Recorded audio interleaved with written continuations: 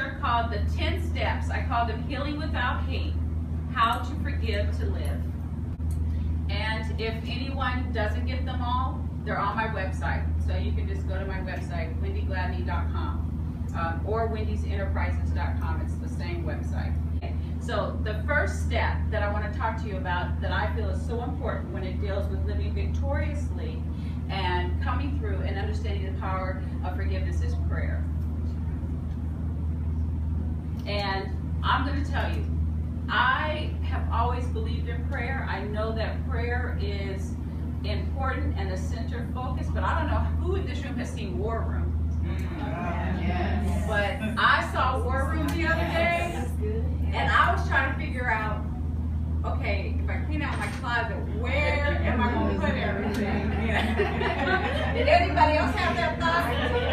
Anyway, so making sure that your prayer life is in order, and make sure that you're sincere with your prayer life, and be specific to God about your prayer life, and making sure that if you have aught with somebody or somebody has aught with you, because sometimes it's not about just you forgiving somebody might need to forgive you for something, and sometimes we're not even sure about what it is. Because I even had a situation that I dealt with a cousin where somebody was upset with me, and I didn't even know what they were upset about. And found out it went all the way back to our childhood. I'm like, please, tell me so we can fix that. Like right now, I'm sorry. So, again, be very specific because God does answer prayer. And then the next thing in terms of step 2 is counsel. Sometimes in our community, we don't want to admit that we need help. We don't want to go get professional help.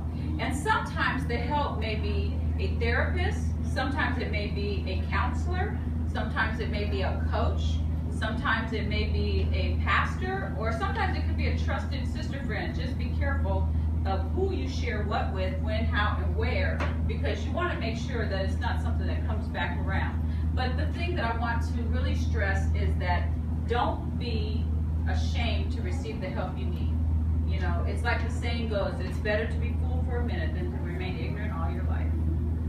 Make sure you go to the proper help and get the help you need. And there are all different types of help, and I'm going to say within your budget, because sometimes people say, I can't afford a counselor, I can't afford it. You don't know what you can afford until you try, because you never know who God is going to place in your life or what God is going to place on their heart in terms of really helping you. So don't be afraid of counsel. Step 3 is confront. You have to confront the issue. And I always tell people, when you look in a mirror, you see yourself. When you look through the window, you see other people. So in other words, you need to see, is this a self thing? Or is this something that's dealing with other people? And then you need to confront them. You need to confront it, whether it's yourself or whether it's other people. And sometimes people say, well, Wendy, I can't confront them. They're not here, or they won't listen, or they won't talk to me, or whatever. Then I always tell people, write it down. Write a letter. And you know how children send letters to Santa Claus at the post office? Okay, same thing. Write the letter, take it to the post office, mail it. And if you don't have an address on it, they know what to do with it at the post office. But the point is, you've gotten rid of that. You've let that go. You've let that go, and you've released it out. So don't be afraid to confront the situation. But if you can confront someone in person, that's always a good thing. If you can sit down and really talk to them and share. Because sometimes, again, like I said, people may not even know that there's a problem. And you always wonder why this person always dodges you or doesn't like you, or something. And you have no clue. So be willing to confront. Number 4, release it. And this is where I have something for everybody. Okay, so here, pass one down. We're going to do a little game. So when everybody has a ball, I want everybody to do something with me. So we're gonna do. You can use. I sometimes tell people to use 2 hands, but you can just do 1. But I want you to take the ball. I'm gonna grab one for you from you. Thank you. And squeeze it real hard. Squeeze it, and you get to keep the ball afterwards. It says Coach Wendy on it, so you know what that is. Squeeze it real hard, and let's count to 10. 1, 2, 3, 4, 5, 6, 7, 8, 9. 10. Now open real slowly with your palm up and release. Do you feel pressure that's gone? Do you feel like a tension that was in your arm that's been released? Sometimes when you have long nails, it's hard to squeeze it hard. But when you let it go, that's the same thing about forgiveness. When you learn to let that go, it releases you. Because people don't realize that sometimes when you hold on to bitterness, anger, unforgiveness, it can affect your health. This morning in our opening session, we were taught about the importance of taking care of our health, mind, body, soul, and spirit. That's also part of all of that with forgiveness. Unforgiveness can cause all kind of issues within your body that can cause diseases, it can cause cancer, it can cause all kinds of things because there's all kinds of things going on medically inside of you when you don't learn how to release and let it go. So learn to just let some things go. Number 5 is, to me, the core of forgiveness. It's just forgive. You know how Nike says just do it? Just do it. Just forgive. Because forgiveness is a choice. It's a decision that you make. Forgiveness is a process and it's an action. If you look it up in the dictionary, it's an action. It's a process, which means you have to make up your mind that you're willing to do that. And so I also talk to people, there's a difference between pardon and parole when you forgive people. Pardon is if it's never happened. Parole is when it has conditions. Now, I'm not saying that you forgive somebody and pardon them in such a way where it's like they're innocent. But what I am saying is that where you pardon is so it doesn't control you and it doesn't control your actions.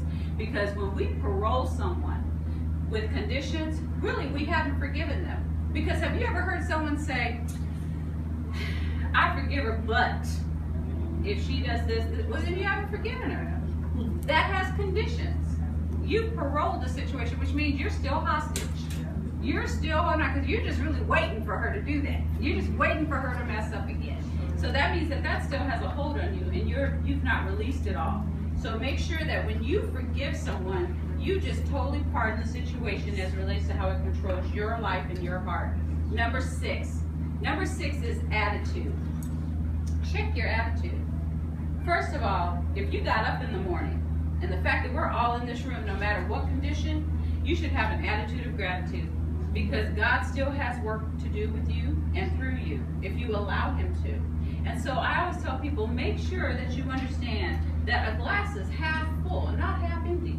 Always be positive, because the energy that we put out, it's infectious. If you know, how many people know people that come in a room, you go, oh, she just got here. You know, and then there's other people you just can't wait to see because their smile, their energy, their love, their sincerity. You know, even if they're having a bad day, it doesn't mean be phony. I don't believe in that. Don't be phony. But also there's a difference between when you know, like right now, I know most of you in this room don't know, a couple of you do. My aunt just passed away, so right after this I have to leave. But I know she's in God's arms now, so I came to still be with you. I could be sad somewhere, and I may be later when I'm with my family and we're reminiscing, but right now, I'm with you.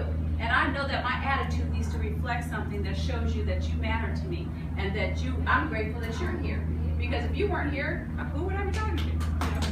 Oh, thank you. So, thank you. So it's about our attitude and making sure that we check it at the door if it's negative. And if you need help, find someone that you know has a good attitude and ask them, how do you do that? And most of the time, I bet you if it's a Christian and a sister, she'll probably say it starts with prayer and some quiet time and some meditation and maybe even being alone for a minute to let everything come back into focus. The next thing, number 7, I call it joy and happiness. And that is, for, again, most of us that grew up in church, we know the difference between joy and happiness. We always talk about the joy is what's inside us that no one can take away. It's what gets planted from our prayer time, our devotional time, and it's what keeps us stable. But happiness is also important, and that's what's happening around you.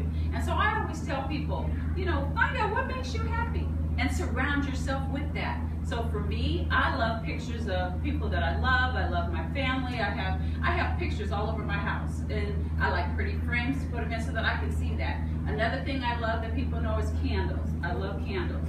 I also love to write in journals. I love tea. There's a lot of different things that I love. And so if I'm having a bad day, I know that I can look at my pictures, I can go make my cup of tea, I can get my journal out, I can light a candle, and it's amazing how my spirit will be uplifted. So find the things that make you happy and surround yourself with those. And also, that includes people.